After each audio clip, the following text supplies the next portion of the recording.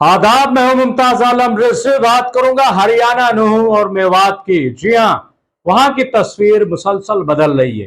ये बात अलग है कि अब भी वहां पे गिरफ्तारियां हो रही हैं जैसी खबरें आ रही हैं, और जो सैकड़ों मकानात मुनहदिम कर दिए गए हैं, तो वहां रहने वाले लोग अब भी घर से बेघर हैं। खाने पीने की परेशानियां हैं, तरह तरह की परेशानियों से वो दो चार हैं। लेकिन जो तस्वीर बदलने वाली खबर आ रही है वो थोड़ा इत्मीनान बख्श है। एक बात तो तय है कि वहां जिस तरीके का दंगा कराने की साजिश की गई थी और ये सोचा गया था कि मणिपुर की तरह हरियाणा भी जलेगा, लेकिन ऐसा हुआ नहीं, क्योंकि वहां जाट और किसान और मुसलमान ये सब मुत्तहिद हो गए, एकता का सबूत दिया। और जो वहां पे फिरका परस्त ताकतें थी, जो दंगे कराना चाहती थी, उनको एक तरीके से बाहर कर दिया। उनको चैलेंज कर दिया कि अब कोई नूह और मेवात में आकर के गुंडागर्दी करके दिखाए तो हम जाने। अब सरकार की तरफ से भी नोटिस जारी किया गया। सरकार ने उन पंचायतों और सरपंचों को नोटिस जारी किया है कि जिन्होंने ये ऐलान कर दिया था कि कोई भी मुसलमान हमारी पंचायत या हमारे गांव में दाखिल नहीं हो सकता। इसके अलावा यह भी ऐलान किया गया था कि अगर कोई इन्हें नौकरी पर रखेगा तो उसकी खैर नहीं है। लेकिन मसला यह है कि इतने प्रॉब्लम पैदा हो गई है, वहां फैक्ट्रियां बंद हो रही, वहां दुकानें बंद हो रही, वहां घरों में काम नहीं हो पा रहा है, क्योंकि काम करने वाले तो यही लोग थे। अब जब ये लोग नहीं जाएंगे तो मुश्किलात बढ़ेगी, काम नहीं होगा तो फिर सरकार कैसे चलेगी, एक बड़ा सवाल है। तो अब जो खट्टर सरकार है उसने बाकायदा जो है वो नोटिस जारी किया है कि ऐसा क्यों किया जा रहा है, और जवाब मांगा गया। तो ये एक तरीके से अच्छा कदम भी है कि कम से कम किसी बात का तो नोटिस लिया। जिस तरीके से पंचायतों से और सरपंचों ने ऐलान किया था मुसलमानों के खिलाफ कि किसी को अंदर आने की इजाजत नहीं है, तो उसके खिलाफ अब कई जो पंचायत और सरपंच हैं उन्होंने तो बाकायदा नोटिस पढ़ के सुनाया भी। मैं एक वीडियो आपको दिखाता हूं कि किस तरीके से सफाई पेश की गई, ये देखिए। को सूचित किया जाता है कि आज दिनांक 8/8/2000 को ग्राम पंचायत द्वारा जारी लेटर पैड में भूलवंश किसी धर्म व क्षेत्र के बारे में लिखा गया। ग्राम पंचायत कबलाना सर्वधर्म व सर्व समाज का सम्मान करती है व ग्राम के सभी धर्मों व जातियों के आने जाने वालों का स्वागत करती है। पिछले लेटर में जो चोरी की घटनाओं को देखते हुए फेरी वालों की वेरिफिकेशन व गाँव में रह रहे किराएदारों की वेरिफिकेशन संबंध में था, जिसका किसी धर्म विशेष व क्षेत्र से कोई संबंध न समझा जाए। और फिलहाल चल रही घटनाओं से गांव कबलाना और छत्तीस बिरादरी का कोई लेना देना नहीं है, और गांव कबलाना सभी का सम्मान, सभी धर्मों का सम्मान करता है, सभी जातियों का सम्मान करता है। धन्यवाद। कबलाना गांव हमारा सदैव हर धर्म के साथ खड़ा मिला है। किसी धार्मिक उन्माद या किसी भी चीज के बीच में हमारा कोई झगड़ा किसी के साथ नहीं है, और हम सदैव हर धर्म के साथ खड़े हैं। हमारा छत्तीस बिरादरी का भाईचारा है। जय कबलाना, जय हरियाणा। तो बहरहाल ये सरकार का और सरपंचों का या जो पंचायतें हैं उनका ये एक अच्छा कदम तस्वुर किया जाएगा। लेकिन सरकार से सवाल अब भी, सरकार से सवाल ये है कि क्या मोनू मानेसर गिरफ्तार किया गया? क्या उसको कोई सजा दी गई?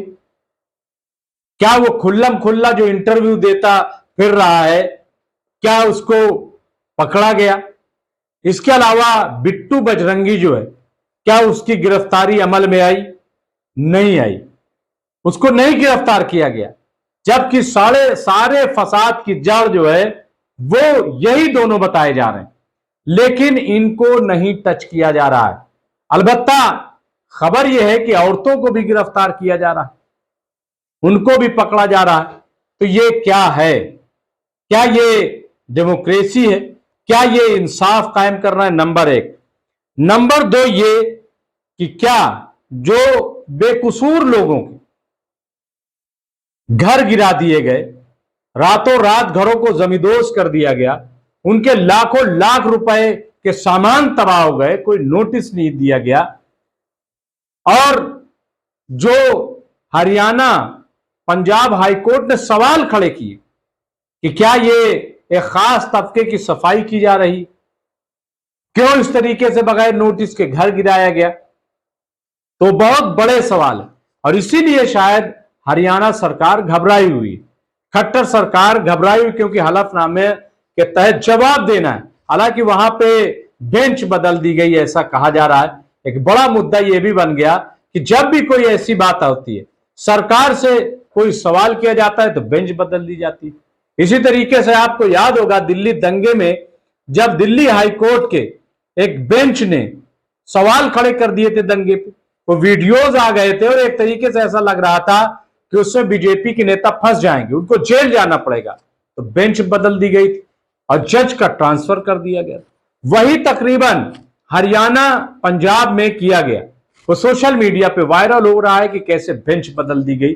बेंच इसलिए बदली गई शायद क्योंकि जजों ने सवाल पूछ लिया था, आज खुद जो है इस पूरे मामले का संज्ञान लिया था, नोटिस लिया था और बड़े सवाल खड़े कर दिए थे, तो बेंच बदल दी गई। तो क्या ये जो होता है इसको लोग नहीं देख रहे हैं? क्या दुनिया नहीं देख रही है? क्या ऐसा करने से कोई सरकार अपनी नाकामी को छुपा सकती है, अपने गुनाहों को छुपा सकती है? नहीं छुपा सकती। फिर अवाम में क्या मैसेज जाएगा? आप अदलिया को, अदालत को, अभी आप देखिए सुप्रीम कोर्ट में इलेक्शन कमीशन को लेकर के जिस तरीके से 3 रुकनी बेंच बनने की बात थी कि जिसमें एक चीफ जस्टिस ऑफ इंडिया, जिसमें प्रधानमंत्री और एक अपोजिशन लीडर, अब सरकार को यह डर हुआ कि कहीं ऐसा ना हो कि चीफ जस्टिस और विपक्ष दोनों साथ में आ जाएं, तो सरकार अकेले पड़ जाएगी और चुनाव आयुक्त जो है, इलेक्शन कमिश्नर जो है, वो कहीं ऐसा ना हो कि हमारे मन का ना हो, हमारी पसंद का ना हो। और ऐसा ना हुआ तो जाहिर है कि बड़ी गड़बड़ हो सकती है। इलेक्शन कमीशन जो है खुद मुख्तार इदारा है तो वह एक्शन भी ले सकता है, जहां गड़बड़ी है उसको रोक भी सकता है। ये तमाम सवाल जो हैं वो पब्लिक डोमेन में जा रहे हैं। 2 घंटे 8 मिनट आपने तकरीर की, क्या मैसेज दिया आपने?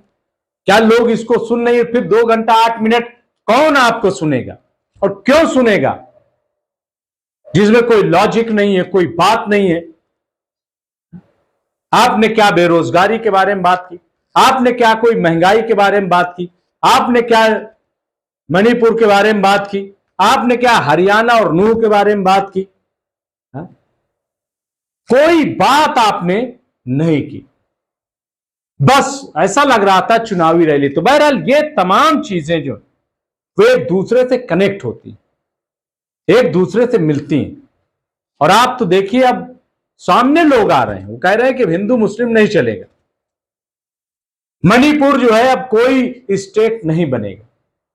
और मैं समझता हूं कि यह बहुत अच्छी बात है, यानी लोग जो है अब इस बात को समझने लगे, और खास तौर से हरियाणा के लोग अगर इस बात को समझ रहे हैं तो फिर यूपी के लोगों को भी समझना चाहिए, फिर तो बिहार, महाराष्ट्र, राजस्थान के लोगों को भी ये बात समझनी चाहिए कि जो हिंदू मुस्लिम हो रहा है इससे देश नहीं चलेगा।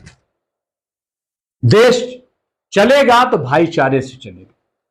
जब भाईचारा होगा तो जो फैक्ट्रीज हैं, जो कल कारखाने हैं, जो कारोबार है, जो हमारा बाजार है, वो फरोग पाएगा। और जब साथ में आएंगे तभी सरकार से सवाल कर पाएंगे। आपस में अगर लड़ते रहे हिंदू मुसलमान तो जाहिर है कि सरकार से सवाल कौन करेगा? महज विपक्ष के भरोसे, भाई विपक्ष को आप ही तो चुन के भेज रहे हैं, वो आप ही का सवाल उठ रहा है, लेकिन उसका फायदा क्या है कि अगर जनता नहीं उठती है, जनता जो है वो मेन है, अगर वो इस तरीके का इत्तेहाद दिखाए, क्योंकि अगर विपक्ष की 26 पार्टियां मिल गई, वो सब साथ आ गई, तो सवाल ये कि वो आप ही की पार्टियां तो हैं, आप ही ने तो उसको पार्टी बनाया, यानी जनता। तो जनता जब तक साथ नहीं आती, माफ कीजिएगा, कुछ नहीं होता।